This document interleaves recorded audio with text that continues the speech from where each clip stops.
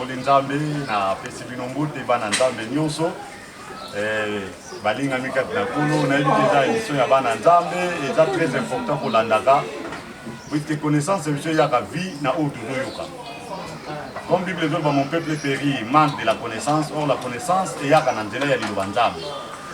Na pamboli nanu ba ndeko ya chaîne na biso CVP TV oyo ezopesa biso ngolu ya kopase mpona kofaire montre biso tuna bandeko mosusu baza ye mpona kolanda oyo eza maloba ya tata Nzambe.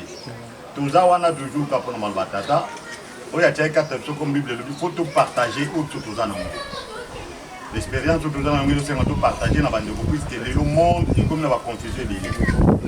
Je me présente premièrement au nom de pasteur Corneille Ibou Kambati. Moi, les concernés, je suis un pasteur dans la communauté vers Pâturage, où je suis dans le quartier Kanlouka, dans l'avenue Loufou, numéro 126, où on a décidé l'église Mère Ezali. Mais dans la ligne, poussé ma candidature concernant un grand thème pour intitulé sur la bénédiction. Jusqu'à présent, il y a des confusions. Pourquoi on peut parler sur la bénédiction? Or, notre Dieu n'est pas pauvre. Dès le commencement, on nous a montré que nous sommes bénis. Yango na kokende na musika pe na mozindo. Tout dans le livre, il y a Genèse et Sika Makamio se bandaki. Genèse chapitre 1er. Donc, comment on a Nzamba kelaki. Nzambe lokola zaki mokeli, ça veut dire ah nutika ki na pauvreté te, alinga ki fo asala. Musala tata Nzamba sala ki monanaki. À la fin de compte Nzamba place ki mutu moko na Eden. O ba benga na kombo ya dan. Bible lobi ta Nzamba zo kela nyonso sala ki ezaki en ezaki me forme, ezaki na lolenge puisque ezaki musala sala ki ezako senga fo finissant. Finissage ezako senga fo mutu a sala finissage. Dès la création, Dieu ne nous a pas laissé pauvres nous abandonner. Asalaki mutu, asali mokili, asali mamai, asali biloko nyonso, espèce nyonso ezo exister sur cette planète. C'est Dieu qui a créé. Mais Dieu a responsabilisé quelqu'un. Nous avons appelé ça qui va responsabilité pas ya mutu. Les aloko la yona ngai. Ça veut dire mutu, azam mutu akozanga eloko moko te. Nakati ya mutu, c'est la bénédiction de Dieu. D'un côté, dans la Bible le dit, à la fin de son travail, Dieu a maudit. Non, la Bible dit, Dieu les bénit. Dieu les bénit. Ça veut dire qu'il y a eu la bénédiction. Comme la Bible dit, c'est la bénédiction de l'Éternel qui enrichit. Aux amis chagrin, et ils n'ont pas sur mon côté. Vraiment, sans plus tarder, le livre et Genèse est relaté sur beaucoup de choses. Quand on attend le livre, on a demandé que nous avons passé mokili na ye ndenge ezakosenga esalema. Nakata mokili nzamba sala ki nyonso ezakosenga servir. Il a créé la lumière, la place ténèbres ezalaki. Asali mai pour permettre mutu. Amela pour permettre mutu, asukula pour permettre mutu et servir na besoin na ye. Tout ça, ça montre que non, dans la pensée de notre Dieu, il n'a pas pensé de créer un misère en nous. Si les lots confusion dans la carte monde, tout le monde que le monde est comme Koluka, d'ici par là. Or, non, les gens commencent à oublier les textes légaux. Or, ce livre de la loi, et je sais en fait, elle aura toujours auprès de Moutou pour concevoir les donner toute la bénédiction dans la carte Bible. La bénédiction vient de l'Éternel. Puisque dès la création, j'insiste, bien aimé, Nzamba telaki mokili na oyo ezalaki po na bolamu ya mutu. Nzamba telaki mokili te po mutu a souffrir. Alors tout ce qu'il a créé était bon pour l'homme. À la fin de la création de Dieu, Dieu a placé quelqu'un à l'Éden, comme toi et moi. Nzamba pesio elanga. Le monde des langues, Dieu nous a donné toutes les facilités à s'en sortir. Il a mis ça à Adam. Adam représente comme toi, comme moi. En Dieu, il n'y a eu pas un vide. En Dieu, il n'y a eu pas la pauvreté. Si on parcourt plus loin dans la Bible, dans le livre des Actes des Apôtres, on vit dans l'église primitive, il n'y a eu aucune indigence. Ça veut dire qu'il y a eu la pauvreté. La pauvreté n'existait pas. Chez mon Dieu que moi je crois, et c'est ça que le Dieu que moi je te pousse de croire. Ce Dieu-là n'est pas un Dieu de misère, c'est un Dieu de la bénédiction. Voilà la raison pour laquelle le pasteur Corneille a toujours focalisé dans les Écritures saintes. Ils ont poussé sur que non, l'homme ne peut pas être malheureux. L'homme ne peut pas être misérable, puisque la pensée de Dieu ne nous donne pas être malheureux. Vu de tout ce qu'on vient de lire dans le livre de Genèse, quand Dieu a créé, il a créé toutes les espèces. Il y a biloko dans mon pays. Chaque loko a salaki à mon Dieu, puisqu'il a acquis la bénédiction. Le chiffre 1, ils ont déjà, les autres amoindrir, mais s'il y a déjà 2, ça veut dire qu'il y a 1 plus. Nous avons passé 2, pour montrer non, c'est la multiplication. En l'homme, c'est la multiplication.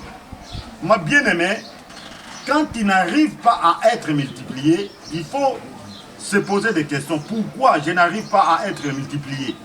Est-ce que le problème se pose à moi-même ou bien le problème vient quelque part? À ce moment-là, moi, je ne sais pas. Mais moi, ce qui me concerne, je vous parle à qui concerne la bénédiction de l'Éternel. Dieu nous a créés pour être bénis et non malheureux. On va lire dans notre livre que je vais vous donner, Genèse chapitre 1er, je pense que dans le livre et dans le verset 22, la Bible me dit ceci. Dieu les bénit en disant, soyez féconds et multipliez les eaux de la mer et que les oiseaux multiplient sur la terre. Voilà. Ça veut dire, ici, Dieu ne parle pas de la soustraction. Il parle directement de la multiplication. Ça veut dire, l'homme, il faut qu'il se multiplie. La bénédiction de l'Éternel, il faut se multiplier. Puis il faut se faire voir que non, c'est Dieu qui bénit. Vraiment, loin de mes pensées, il y a comme de quelque part, la Bible me parle de la misère de l'homme. Non. S'il y a des misères, c'est l'homme qui a cherché lui-même pour qu'il accroupisse dans les misères. Mais dans la pensée de notre Dieu, Dieu n'a pas nous créé pour être misérable. La Bible est claire. Je ne sais pas s'il y a une contradiction par rapport à ce que je viens de vous parler. Dieu les bénit. Soyez féconds et multipliez. Yaya. Multiplication est la volonté à notre Dieu. Dieu veut que l'homme soit multiplié en tout ce qu'il fait comme travail. Dieu veut que tout ce qui soit multiplié. La pensée, il faut tout multiplier. Et puis, dans notre intelligence, il faut que ça soit multiplié. C'est ça la pensée de notre Dieu. La misère n'est pas la volonté de notre Créateur. Notre Créateur veut que nous soyons toujours bénis. C'est ça notre clé et c'est ça notre base de notre émission. Pourquoi il y a de misère? Je dois développer petit à petit pendant tout au long, je dois commencer à passer à ma mission. Je montrerai pourquoi l'homme commence à courir dans les petites choses qui ne donnent pas quand même l'ampleur à notre Seigneur. Puisque l'homme a oublié le chemin de la vérité. L'homme a oublié ce que Dieu a dit. Si nous respectons la parole de Dieu, la bénédiction nous sera toujours palpable. Bien-aimé, la Bible est dans la Genèse. Dès la création et à la formation de l'homme. Et si comme on a monité, Dieu a maudit. Non. Dieu a toujours dit ce que je fais est bon. Ça veut dire, nous embêtons oiseau ça l'anzété, alors nous étions à malam. Aïeba qui cet arbre-là va servir l'homme qu'il doit placer à l'Éden. Mon cher, tu es le maître de tout sur cette planète. Dieu t'a donné tous les atouts. Je ne sais pas pourquoi les gens commencent à s'inquiéter. Ou les gens commencent à ignorer qu'il y a un Dieu qui a créé. Il y a le Dieu créateur. Le Dieu créateur a besoin que ses créations soient toujours agréables. La manne était créée pour nous. Le papaye était créé pour nous. Et l'eau était créée pour nous. Quand même, les poissons qui vivent dans l'eau, c'est la bénédiction que Dieu a mis à côté de nous. Je vais citer la prédication de la série de lobby.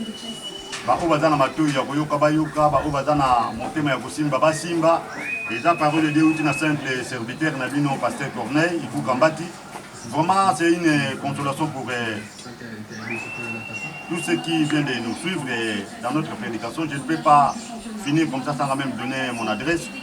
Vraiment na linga pe numéro na WhatsApp parfois pour nous dans moi question ya kutuna parfois pour vous komela ngai ou kutuna pasteur Matteo Teibiso toyoki malamu ezo senga to sala nini numéro na WhatsApp eza 0 plus 243